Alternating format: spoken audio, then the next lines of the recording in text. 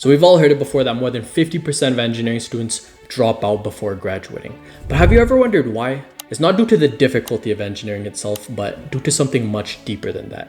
That being a weak mindset. Because we obviously can't change the difficulty of engineering, but we can change the composition of our mindset. And the mindset that I developed allowed me to get into a top engineering university and allowed me to get my very first internship within only 2 weeks of hunting. So the first thing that we need to have a strong mindset is not only a high level of self-confidence, but a level of arrogance. And you know, we've all heard it before from other majors. They're thinking that engineers are so cocky, they're so full of themselves, and that they need to be more humble. But do we really need to? Because look at what we're studying. We're studying levels of high physics. We're studying high levels of chemistry. We're studying high levels of math, calculus, high levels of everything. And they expect us to not be proud of the things that we're studying, the high levels of complexity that is beyond what humans are supposed to comprehend. We're arguably one of the hardest degrees to study out there, if not the hardest degree to study out there. Whenever we tell people that we're engineering students, they're like, oh, I'm so sorry. Yeah, we all know, we all can relate to that, right? People know that we're studying one of the hardest degrees out there, and they think that we should be humble. You know what the textbook definition of humble is? Is to look lowly of yourself and not be proud. How can we not be proud of something that is so great, which we are doing? Yeah, why don't we snip off our balls while we're at it? No, fuck humility. Let's be arrogant instead, because we not only deserve to be cocky, but we have to be cocky. Because imagine this situation, okay? There's two students in an exam hall writing the same exam. Okay, student one is super humble. He has this belief that he has to act with humility. So he looks down upon himself. He never talks about his accomplishments. He's not proud of himself. And he's thinking like, oh yeah, I'll get a above average grade maybe. Maybe I'll get an average grade. I hope I pass. He's having this mindset throughout the entire exam. And then there's student two. Student two is full of arrogance. He thinks he's gonna get 101% somehow, and he's just super confident in his abilities. He's like, yeah, I'm gonna smash this exam and I'll leave the exam early. But here's the thing. Two of these students, they have the same level of intellect. Who do you think is gonna do better in this exam? Student one or student two? You might be thinking, yeah, they'll get the same grade since they have the same level of intellect. But that's not actually true, because student one, he's having all of these distractive thoughts in his head. He's like, oh yeah, I'm not smart enough for engineering. I'm gonna fail this exam. I'm just gonna barely pass even if I do pass. Maybe I should check over my exam like 5 million times before I hand it in. Do you think student two is gonna have those distractive thoughts? No, he's not. So he's actually gonna finish the exam, and he's actually gonna do better than student one because he didn't have those distractive thoughts that were messing up his flow of thought. When you have self-confidence, when you have arrogance, you have a high level of self-belief, and therefore you can succeed with ease. Or in another case, if you don't believe me, imagine those same two students, they're in the same interview pool, okay? The company interviews student one, and student one is again looking lowly upon himself. He doesn't talk about his accomplishments. He doesn't talk about his achievements. And he's like, yeah, if you hire me, then I could kind of help in this area, and I could kind of help in this area. That's only if you hire me though. He looks lowly upon himself. He doesn't think he's gonna get the interview. He doesn't think highly of himself, so he doesn't think that he's better than the other candidates that he's going up against. But then student two, he's talking arrogantly, he's glazing himself. He's glazing the hell out of himself, and therefore he looks better than the other candidates because the other candidates, they don't have the level of arrogance that he has. And once again, student two, the more arrogant one, is gonna stand on top of student one, and student two will get hired by this company, despite them having the same level of experiences and same level of intellect. That's the power of having not only self-confidence, not only a high level of self-confidence, but a high level of arrogance. Now, once again, arrogance is only one piece to this strong mindset that we have to have. If you only have arrogance, you will not succeed because there will always be frustration. And you know, it's hard to be grateful sometimes. I know, because there's all these professors that are shit at speaking and they can't explain shit. Or there's these group projects that don't contribute in your group projects. You know that guy I'm talking about, right? Or whether there's a pop quiz that comes out of nowhere from your professor. There's always going to be things to be frustrated about as long as you're an engineering student. And even beyond engineering, when you're actually graduated and in your career. But I want you to think about it this way, okay? Somewhere out there, many places out there, there's a poor child who has dreams of becoming an engineer.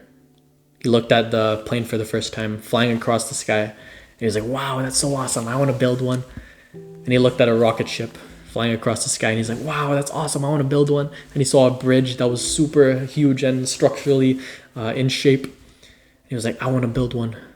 How do you do this? And he found out that it was through being an engineer. And he had that dream. That's where that dream was born.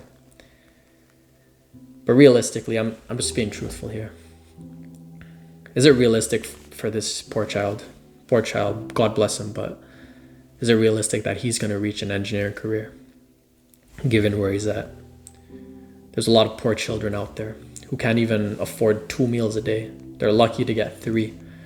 They don't have access to clean water, some of them. Some of them don't have access to schooling. They can't even get a basic level of elementary education. And they have dreams of becoming an engineer. And in order to become an engineer, they must become an engineering student. If he was in our shoes, he'd be working 100 times harder than all of our other peers who are ungrateful, because he's dreaming about being an engineering student. He's dreaming about having a professor explaining complicated concepts to him.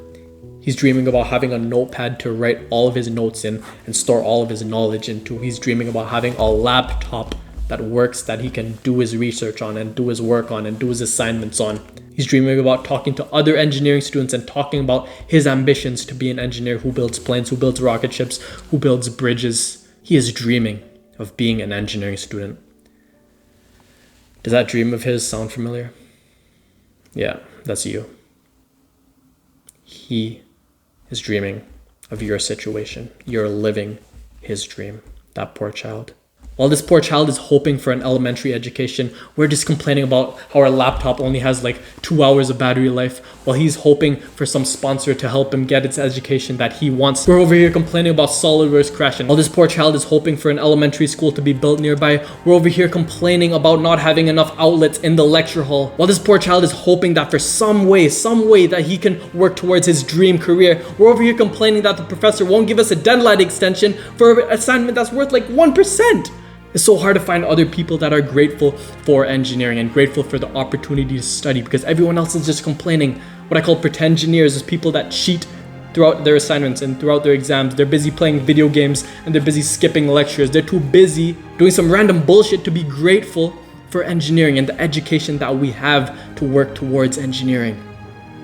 So that is why we have to be grateful, because all of our frustrations that we face through engineering, all the frustrations of not having enough outlets, of not having enough battery on our laptop, not having SolidWorks stay stable, all of those frustrations can be neglected if we have gratitude for the education that we have. Now, if you're not like all of these other pretend engineers and you have the same mindset like me, I genuinely think you should join my community linked down below, because I'm trying to assemble all of the strongest engineers, all the strongest minded engineering students in a community, and so I could guide them along the grueling path of engineering school. Now, we can be grateful and full of self-belief, but if we don't have direction, if we don't have a drive, then we will not succeed in our careers.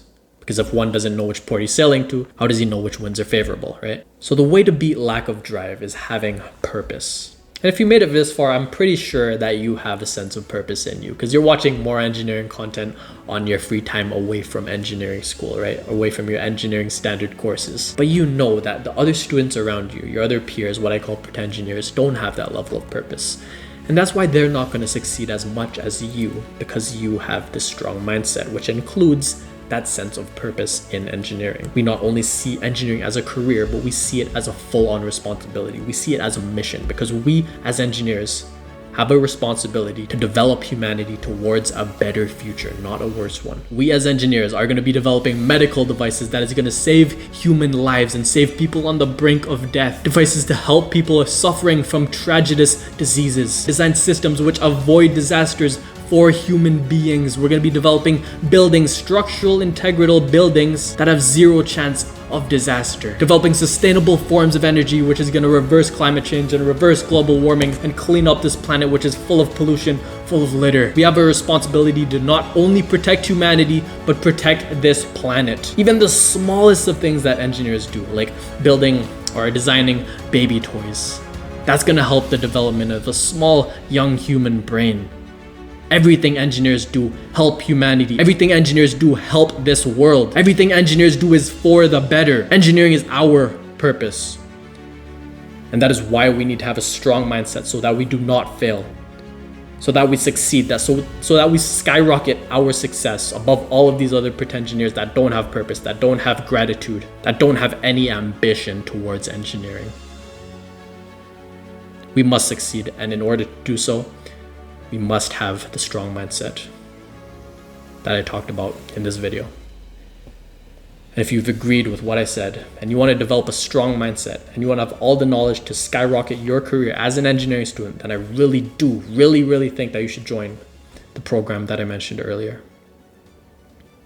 You would be a great fit. I can't wait to see you inside, and I'll see you later.